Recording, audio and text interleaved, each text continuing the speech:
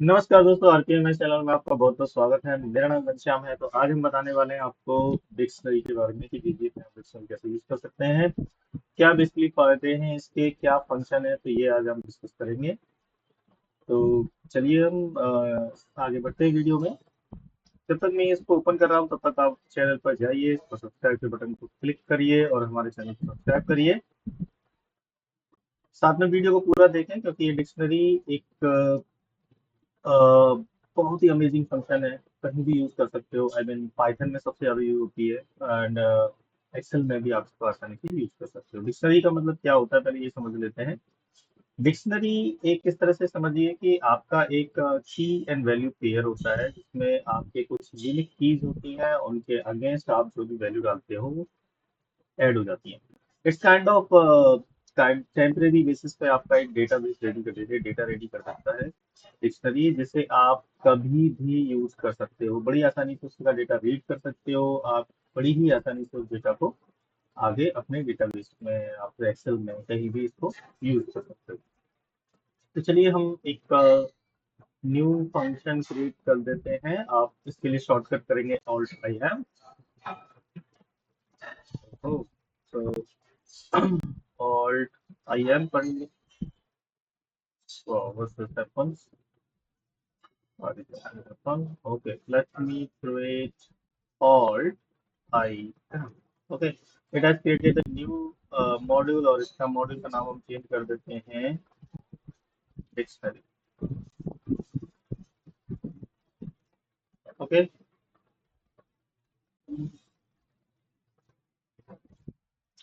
Alright.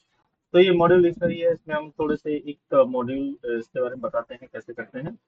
क्या आपने channel subscribe किया है, प्लीज डू सब्सक्राइब। ऑलराइट, तो let's start with the dictionary. You have to write subroutine as, कोई भी एक सब रूटीन आप लिख सकते हो, जैसे कि dictionary demo.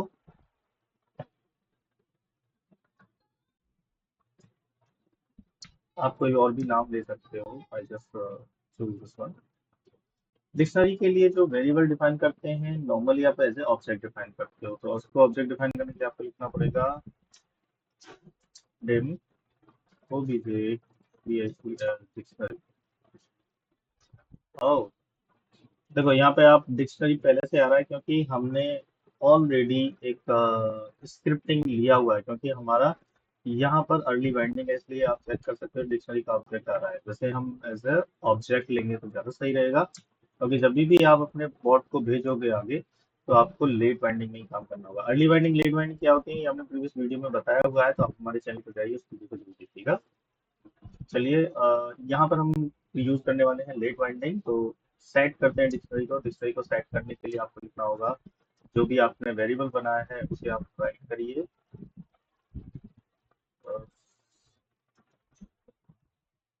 Okay, equals to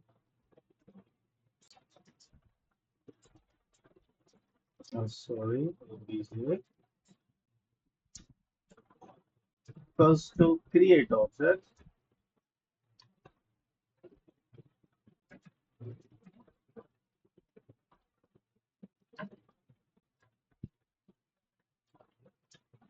scripting dot dictionary आपको लिखना होगा।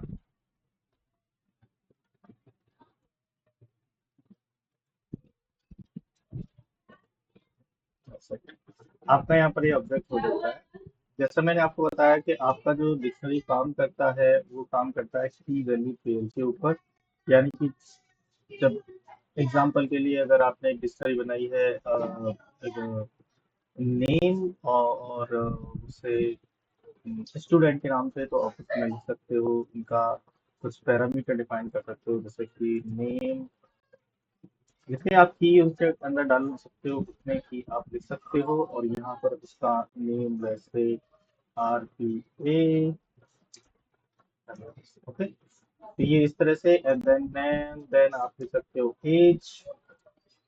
लेकिन ये डबल कोड में ही आपको लिखना पड़ेगा, क्योंकि जो आपकी कीज होती हैं वो आपके ऑब्जेक्ट भी हो सकते हैं और आपके स्ट्रिंग भी हो सकता है। तो लेकिन एक्सेल में हम मोस्टली की और वैल्यू का जो पेयर होता है दोनों आपस में एज अ स्ट्रिंग ही यूज करते हैं, एज 23 और समथिंग, और maybe whatever your age, okay,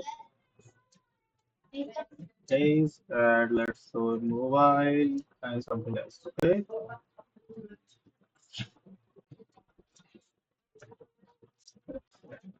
Likewise.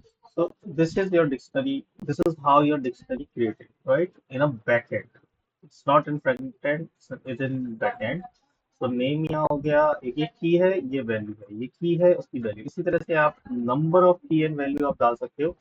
लेकिन इसमें आप एक चीज और है, आप दो कीज तो एक साथ नहीं स्टोर कर सकते। एग्जाम्पल के लिए अगर आपने एक की नेम ऑलरेडी डाला हुआ है तो दोबारा से नेम नहीं होगा, आपकी जो वैल्यू होगी वो रिप्लेस हो जाएगी। तो जब भी आप डिक्शनरी बनाएं या चूज करें तो मेक श्योर इस तरह से ही काम करें। यहाँ पे आप फिर डिक्शनरी को आराम से इसके अंदर जो भी अगर आपको वैल्यू एंटर करना है डिक्शनरी का, वो आप वैल्यू यहाँ पर एंटर कर सकते हैं। किस तरह से आपकी क्या वैल्यूज है। चलिए मैं कुछ एग्जांपल इसमें सेट कर देता हूँ, just give me a second. तो गाइस इस तरह से मैंने ये कॉपी पेस्ट कर लिया। यहाँ पर देख सकते हो अपना ओबीजे डिक्शनरी और नाम लिखिए, ऑब्जेक्ट जो भी आपको की वैल्यू आपको की डालनी है उसके अगेंस्ट जो भी वैल्यू आप यहाँ पर कर दो। एज के जैसे कि लेट मी पुट 20 और 30 whatever it is. Likewise you can just put it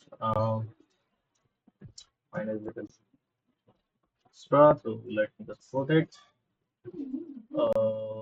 अच्छा। इससे पहले मैं आपको एक और टिप्स दे देता हूँ। यहाँ पर आप एड वॉच भी आप यूज कर सकते हो। एड वॉच से क्या फायदा होगा कि आप जो भी डिक्शनरी में ऐड कर रहे हो वो साथ ही साथ आपका दिखाई देगा, ठीक है। तो यहाँ पे पहले से वॉच मैंने डाली हुई थी, तो इसमें let me delete this one, okay. तो ये वॉच के लिए हम चेक कर लेते हैं। तो इसका मतलब क्या है कि रन टाइम पे आपको यहाँ दिखता रहेगा कि क्या इस पर्टिकुलर डिक्शनरी में स्टोर होगा। तो अभी यहाँ पे जाइएगा, ये देखिए पहला आइटम आ गया नेम, दूसरा आइटम आ गया as, third item is mobile. That's how you can add your dictionary. और अब जब ये डिक्शनरी अवेलेबल हो गई है तो कभी भी आप इसकी वैल्यूज को प्रिंट कर सकते हो। यहाँ पर अगर आपको प्रिंट करना है वैल्यू तो आपको सिंपल,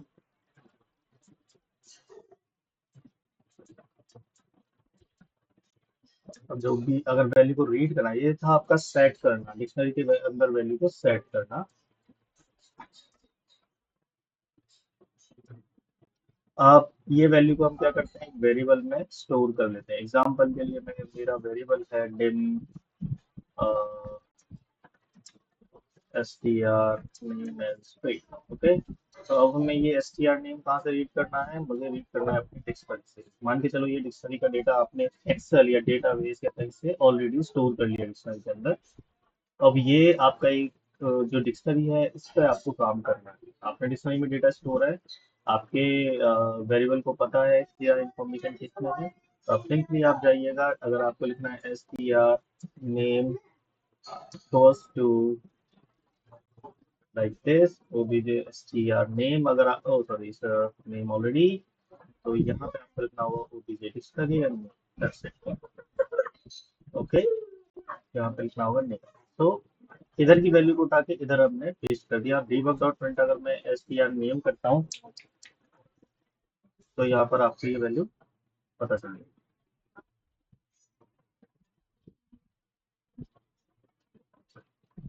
Alright,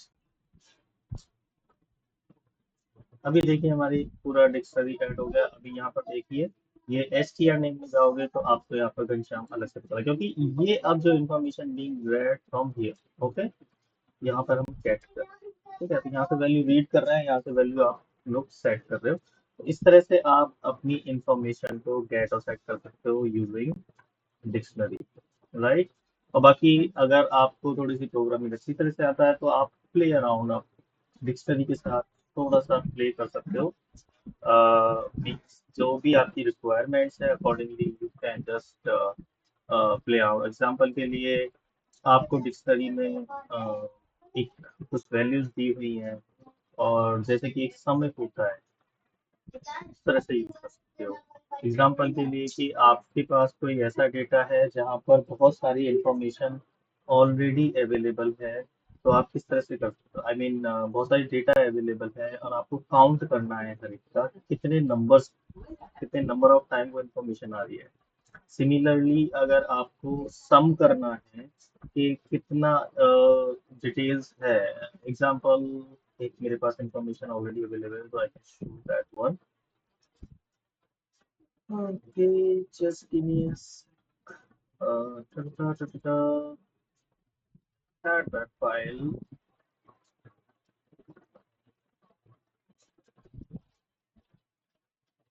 Okay.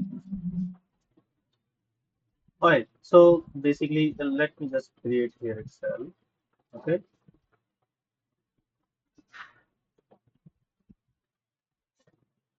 आपको कोई वैल्यू काउंट करनी है, एग्जांपल के लिए आपको इस पर्टिकुलर रेंज में आपको पता करना है कि 2024 कितनी बार आ रहा है, राइट?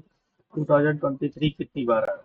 तो उस तरह की वैल्यूज को अगर आपको चेक करना है तो आप डिक्शनरी की मदद से आराम से स्टोर कर सकते हो कि 2020 पर की कौन कौन सी डेट्स हैं और क्या क्या डेटा है, राइट? ये भी आप आसानी से पता कर सकते हो आप। You can also store range, right? कौन कौन सी आपकी पर्टिकुलर रेंज है, वो वैल्यूज आपकी आ रही है, ताकि आप आगे चल के उस पर लूप लगा के और अपना डिक्शनरी का काम यूज कर सकते हो। मतलब डिक्शनरी को आप एक तरह से यूज कर सकते हो उसके थ्रू, जो भी आपको काम करना है आप आसानी से कर सकते हो। तो ये थी आज की वीडियो में भी। अगर आपको डिक्शनरी से रिलेटेड कुछ क्वेश्चन है तो आप हमें जरूर कमेंट करके बताइए। बहुत ही पावरफुल टूल है। It's depend how you use it, right?